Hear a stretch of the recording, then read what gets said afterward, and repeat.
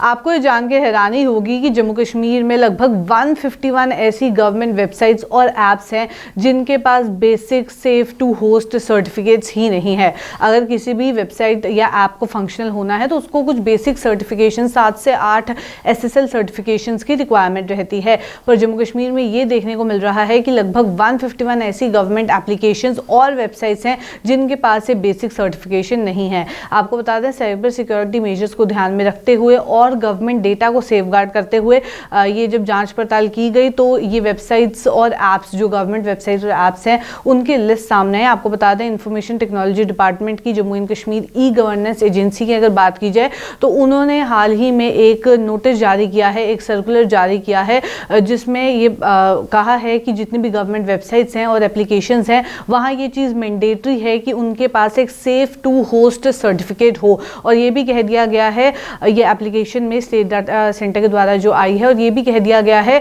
कि 1 महीने के अंदर अंदर जिन भी गवर्नमेंट वेबसाइट्स या एप्लीकेशंस के पास ये सर्टिफिकेट नहीं है वो इसे बना ले। ये इस समय की बड़ी खबर सामने आ रही है, जहां ये सर्कुलर जो है हर एक गवर्नमेंट डिपार्टमेंट को भेजा गया है और जितनी भी नोडल एजेंसीज हैं उन्हें भी ये भेज दिया गया है, जिनसे कहा है कि एक सिक्योरिटी ऑडिट जो है वो करें और वेबसाइट्स के ऊपर जो है ध्यान दें, और जितनी भी एप्लीकेशंस हैं जो होस्ट हो रही हैं स्टेट डेटा सेंटर में उनके ऊपर ध्यान दिया जाए कि क्या वो बेसिक सिक्योरिटी चेक पास भी कर पा रही हैं या नहीं कर पा रही। सिक्योरिटी ऑडिट की बात की जाए तो वो इस समय एम्पैनल्ड एजेंसी से कहा है, जो कि CERT इंडिया यानी कि Indian computer emergency response team के द्वारा ऑथराइज हैं, उनसे कहा है कि आप एक ये ऑडिट करें, एक सिक्योरिटी ऑडिट करें इन सब वेबसाइट्स और ऐप्स में। हालांकि आपको बता दें कि कई डिपार्टमेंट्स ऐसे हैं जिनके पास ऑलरेडी ये सर्टिफिकेशन है, पर कई ऐसे हैं जिनके पास ये basic security safe to host certificate नहीं है, जिसकी वजह से जो गवर्नमेंट डेटा है वो सिक्योर नहीं है। इस तरीके की इंफॉर्मेशन जो है अभी सामने आ रही है, सूत्रों से पता लग पाया है।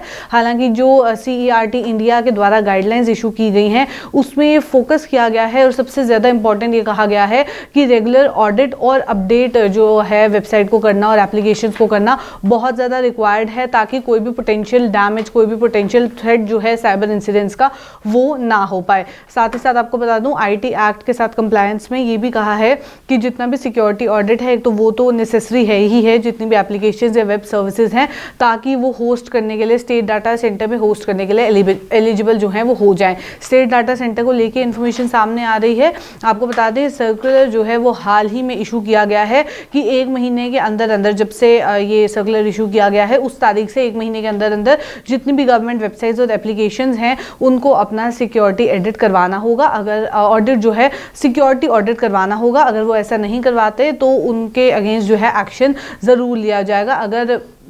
वो नहीं करवा पा रहे हैं तो सस्पेंशन देखने को मिलेगा इन होस्टिंग सर्विसेज का स्टेट डाटा सेंटर की ओर से। साथ ही साथ आपको बता दें, बड़ी इन्फॉर्मेशन इस समय सामने आ रही है कि जहां बेसिक सर्टिफिकेशंस की रिक्वायरमेंट रहती है, वहीं जम्मू कश्मीर में ऐसी गवर्नमेंट वेबसाइट्स और एप्लीकेशंस इस समय काम कर रही हैं जिनके पास basic safe to host certificate नहीं है, जो कि एक प्री रिक्विजिट रहता है जब आपको कोई भी एप्लीकेशन या वेबसाइट बनानी है। स्पेशली जब गवर्नमेंट के केस की अगर बात की जाए, जब आप एक गवर्नमेंट वेबसाइट बना रहे हैं तो बेसिक सर्टिफिकेशन नहीं है। जो एडवाइजरी गाइडलाइंस इशू की गई हैं, जो ऑडिटिंग को लेकर काम किया गया है, उसके तहत भी ये देखा गया कि यहाँ पे